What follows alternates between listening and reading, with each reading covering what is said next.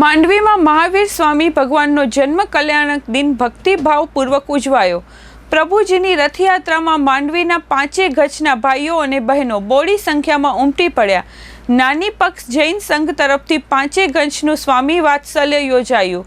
સમગ્ર વિશ્વને મૈત્રી, કરુણા, અહિંસા, પ્રેમ અને શાંતિનો દિવ્ય સંદેશ આપનાર જૈનોના 24મા તીર્થંકર મહાવીર સ્વામી ભગવાનનો જન્મ કલ્યાણક દિવસ આજે તારીખ 10/4 ગુરુવારના રોજ ભક્તિભાવપૂર્વક ઉજવાયો હતો।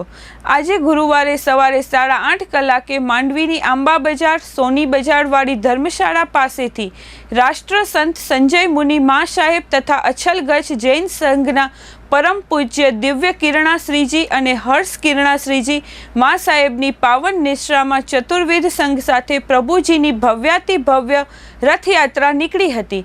છોટે ગુરુદેવ વિમલચંદ્ર મા સાહેબના મંગલચરણ અને દીપકભાઈ સંઘવીના શંખનાદ સાથે રથયાત્રાને પ્રસ્થાન કરાવવાનો લાભ માંડવીના જૈન જાગૃતિ સેન્ટરે લીધો હતો।